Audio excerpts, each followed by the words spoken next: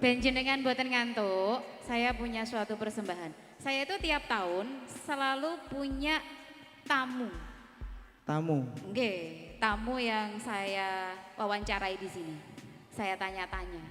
Oh iya, bertanya-tanya. Nah, tahun ini seseorang yang saya undang ini seorang sosok yang menjadi jantungnya Madrasatul Quran Sunan Ampel ini.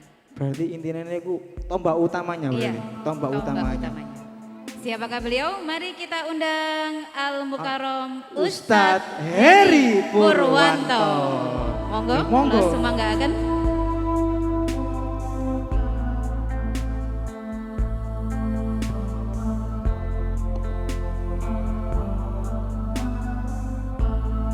Mic-nya nggak nyalain.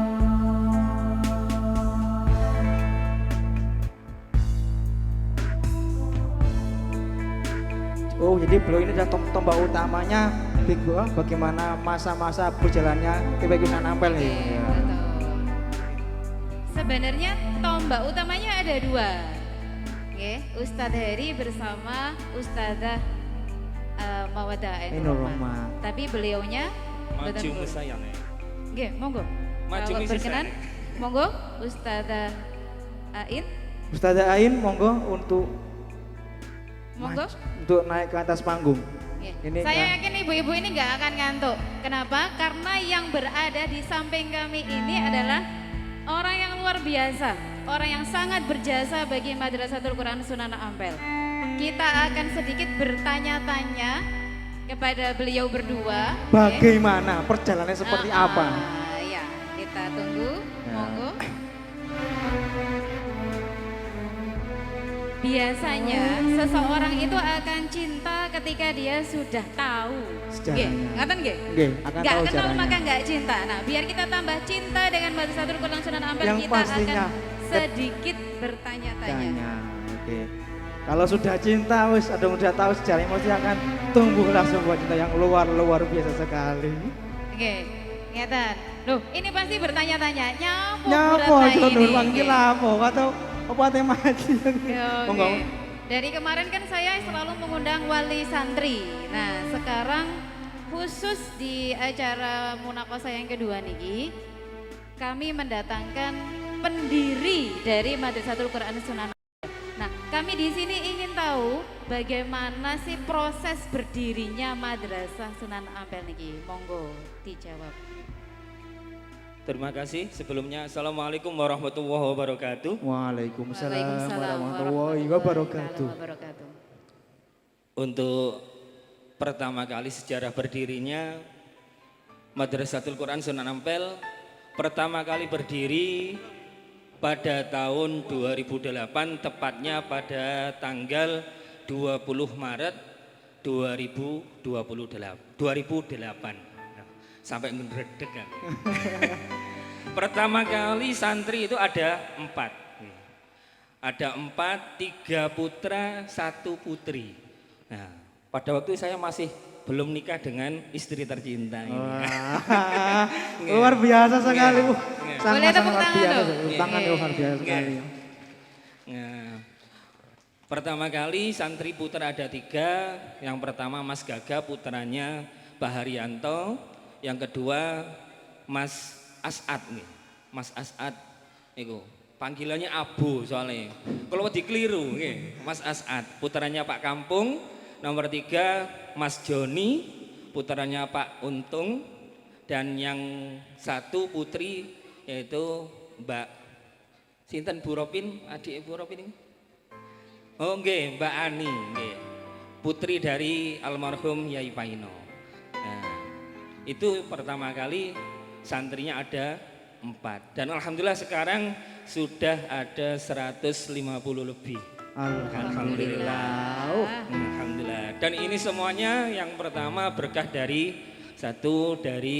kedua orang tua saya dan juga dari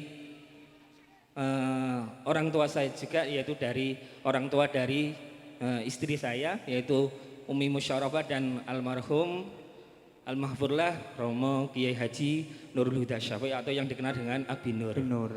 Dan juga guru-guru saya yang ada, baik itu yang ada di Denanyar dan juga yang ada di mulai dari MIMA 2, dari SMP 2 Kencong dan juga Eman Denanyar. Itu semuanya adalah berkah dari guru-guru saya juga. Luar biasa Itu. sekali. Oh, Kenapa jenengan ingin mendirikan TPA? Kan di sini sudah ada TPA, Bapak. Nggih.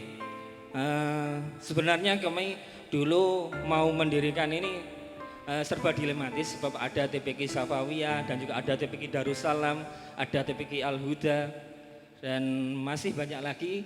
Tapi karena kemarin itu pada waktu itu desakan dari masyarakat yang pertama kali ada 4 santri, lama kelamaan ya sampai sekarang ini alhamdulillah berkembang sampai seperti ini kan gitu. Dan ini semuanya juga berkah dari pengurus dari Madrasatul Quran Senampel yang ketuanya adalah Bapak Kampung Buang dan juga Bapak Haji Rafiq, Bapak Sumardiono, Bapak Wahidi Aan atau Bapak Bagong Jamu dan juga Bapak Ansori.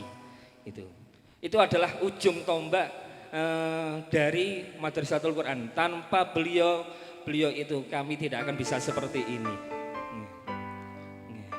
kalau saya melihat ini pertanyaan dari saya Mangke. Saya pernah melihat di sosial media itu banyak sekali info-info bagaimana para santri melakukan metodenya tuh dengan banyak sekali santri TPQ Senampel tuh luar biasa bisa menghafalkan berapa juz. Niku pakai metode nopo Ustaz kok sampai bisa menghafal 15 juz. Kula mawon sing 30 juz mawon mboten hafal-hafal kula ya. 30 juz apa juz 30? Juz 30 ya Allah, maklum ya Allah. Oh, Mas Ilum iki gare apa? Mungkin sing dipikir itu ada aja. Enggak, ya. Yang merasa mungkin ya, merasa. Nggih, untuk metode yang kami pakai di sini untuk yang pemula adalah 1 hari 1 ayat. Alhamdulillah kami dari 2008 mendirikan TPQ, terus setelah itu tahun 2009 berdirilah Musola Sunan Ampel, terus pada tahun 2013 sebenarnya 2010 itu sudah ada yang menghafalkan tapi setelah 2010 dapat 1 juz, setelah itu beliaunya Ananda ini istilahnya mandek kan gitu, tidak kuat akhirnya berhenti. Terus mulai tahun 2013 ada 3 santri yang pertama menghafalkan Quran 2013. Yang pertama Mbak Harum, yang kedua cucu dari almarhum almahfurlah Romo Kiai Haji Ahmad Zaini Safawi, Mbak Azmi, putri dari Ning Zidni dan Gus Irham. Terus yang ketiga putri saya sendiri yang insya Allah tahun ini diwisuda 30 juz. Alhamdulillah. Itu yang pertama kali. Jadi dengan metode 1 hari 1 ayat. Jenengan sebelum ngajar pasti kan jenengan ini seorang hafid nih. Jenengan pasti sudah melalui. Sebelum ngongkon pasti jenengan dulu sudah pernah berjuang ngapal 30 juz. Nah mungkin jenengan bisa berbagi tips pada para santri gimana caranya agar cepat hafal Al-Quran. Tipsnya apa saja? Untuk metode yang saya pakai pada waktu itu berbeda-beda. Saya di Denanyar waktu itu pondok saya di Denanyar Jombang ada 4 santri yang diwisuda pertama kali tahun 2005. Dari keempat santri ini berbeda-beda metodenya. Kalau saya sendiri itu 1 halaman saya baca, terus saya pahami, setelah itu saya penggal per ayat. 1 ayat saya baca lagi, saya pahami, setelah itu saya penggal. Itu kalau saya. Terus yang dari teman saya yang dari Bali dan dari Tulungagung itu metodenya diulang-ulang. Bahkan sampai 15 kali sampai 20 kali. Itu. Nggih. Ini saya tanya ke Bu Ain. Iya masuk aku tok ae. Thank you Ustazah Ain. Bu, bagaimana tipsnya menjadi orang tua agar putra-putrinya mau dan cepat untuk menghafal Al-Quran? Pripun Bu carane? Kalau tadi kan Pak Heri sudah menjelaskan posisi beliau sebagai santri gimana caranya biar cepat hafal. Nah sekarang pasti ibu-ibu di sini juga mau tahu sebagai orang tua bagaimana caranya. Saya juga orang tua, saya juga pengen sekali putra saya bisa hafal Al-Quran, tapi saya juga butuh tips dari orang tua yang sudah berhasil mencetak 2 putrinya. Jadi beliau ini punya 2 putri, Mbak Vivi dan Mbak Beta. Dua-duanya itu hafal Quran, yang satu sudah khatam dan Mbak Beta berapa? Mbak Beta alhamdulillah sudah 16 juz. Pripun Bu, tipsnya menjadi orang tua agar putra-putrinya mau hafalan Al-Quran dan cepat untuk hafal Al-Quran. Monggo ditularkan pada kami semua. Kalau kami sebagai orang tua, yang jelas mungkin termasuk ayahnya, kalau saya kan tidak pernah mengalami yang namanya tahfidz. Kalau ayahnya memang dulu sebagai seorang hafid, jadi tahu, terus disuruh untuk murojaah, mudarosah, mudarosah. Untuk 2 putri saya memang berbeda. Kalau yang pertama itu memang tekun, kalau hafalan itu kalau tidak hafal, kalau dimarahi sama ayahnya dia menangis. Tapi saya yang tidak terima. Saya yang tidak terima, soalnya saya tahu dia itu sudah murojaah, dia sudah mudarosah.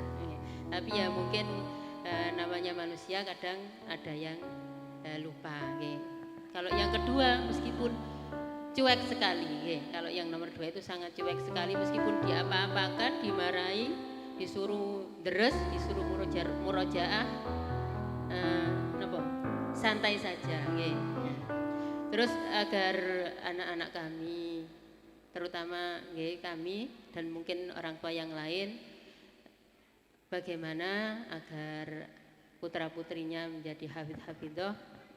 Jadi yang pertama harus selalu dimurojaah terus yang berikutnya sebagai orang tua juga harus terus berdoa, dan jangan lupa Bapak Ibu, kalau ingin putra-putri kita berhasil, monggo kita selain berdoa kita puasa, kita tirakati dengan cara berpuasa ketika anak-anak kita itu waktu tironnya atau wetonnya, agar putra-putri kita menjadi putra-putri yang solihah sesuai dengan yang kita harapkan. Amin. Jadi murojaah plus poso tiron, ngaten nggih? Kalau ya bahasa kok Jawa ditirakati ngoten Bu. poso tiron Bu nggih, ampun supe. Lanjut dengan pengen putra-putrine dados hafid atau hafidhoh, jangan lupa murojaah didoakan plus poso tiron. Makin jenengan tanlet, Bu niate piye jenengan langsung sowan teng dalem. Nggih. Kalau Bu Ain sama Pak Heri ini bukan hanya sekedar bicara Bu, sampun wonten buktine. Ngoten nggih. Monggo saya tambah 1 nggih. Nggih, monggo. Setiap kali setelah sholat maghrib diusahakan 1 putra atau 1 putri itu dibacakan Fatihah 41 kali. Itu. Nggih. Kapan mari nih Pak? Kapan delok TV nih? Kapan main HP nih kan ngoten nggih. Niku ngapunten kang kathah, niki kula mboten termasuk mboten takabur, mboten sombong. Ini sebagai tahadus bin nikmah dari keluarga kami, sebab dari kami ya seperti itu nggih. Dados setiap wetonnya atau pas hari lahirnya dari putra-putri kami selalu tirakat. Lain mboten tirakat, kami kadang sedekah seperlunya napa kan ngoten nggih. Itu. Nggih ditambah nanti terutama ibu setiap ba'da sholat maghrib dibacakan surat Al-Fatihah 41 kali. Ngoten. Ngoten nggih. Jadi murojaah, poso tiron plus tironan ngoten nggih. Kalau bahasa Jawanya mungkin tironan atau sedekah tiap wetonnya. Dan ini ada pertanyaan terakhir. Harapan untuk Ustadz Heri Purwanto dengan Ustadzah Ain untuk harapan ke depan untuk TPQ Sunan Ampel, itu harapannya nopo? Harapan saya yang pertama mudah-mudahan anak-anak para santri dari Madrasatul Quran dijadikan anak yang solih dan solihah, anak yang hafidul Quran, amin ya rabbal alamin. Dan mudah-mudahan Madrasatul Quran Senampel bisa jaya ila yaumil qiyamah dan bermanfaat bagi masyarakat. Amin amin ya rabbal alamin. Dan perlu diketahui bahwasanya untuk tahun ini dari Madrasatul Quran Senampel akan memwisuda 30 santri. Dan salah satunya sudah wisuda 30 juz untuk tahun ini. Yang tahun kemarin ada 2, yaitu Mas Haikal dan Mbah Harum. Yang tahun kemarin 27. Alhamdulillah tiap tahun meningkat. Ya, alhamdulillah. Berarti sampai detik ini sudah ada 3 santri dan santri putri yang sudah menghatamkan 30 juz. Alhamdulillah. Alhamdulillah. Perlu diketahui juga bahwasanya santri dari Madrasatul Quran Sunan Ampel yang mengambil program tahfidzul Quran itu bukan hanya dari desa Jombang saja, tapi dari luar desa Jombang. Bahkan yang dari Ngampel, Rejo ada 4 santri. Yang dari Tempuran itu ada 1 santri, yang dari Keting juga ada 1 santri. Itu. Alhamdulillah. Ini bukan hanya santrinya saja yang terus belajar dan terus belajar, tapi juga ustadz dan ustadzahnya juga terus belajar. Hal ini dibuktikan dengan kami mengucapkan selamat atas kelulusannya Ustadz Heri Purwanto MPD dengan nilai yang amat sangat memuaskan 3,82, hampir sempurna Bu itu nggih. Kemudian kami juga mengucapkan selamat atas kelulusan bagi Ustadzah Nur Aminin dan Ustadzah Umi Maisaro. Juga Ustadzah Ratna Dulistari yang kemarin juga sudah di yudisium pasca sarjana. Mudah-mudahan para ustadz dan ustadzah Madrasatul Quran Senampel yang sudah menempuh di jenjang pendidikan, mudah-mudahan ilmunya manfaat barokah. Amin, amin ya rabbal alamin. Matur sembah nuwun Bapak kali Ibu, monggo kula sumanggaken. Assalamualaikum warahmatullahi wabarakatuh. Waalaikumsalam. Luar biasa, tepuk tangan meriah untuk para tepuk tangannya dong Ibu-ibu. Tuh kan luar biasa.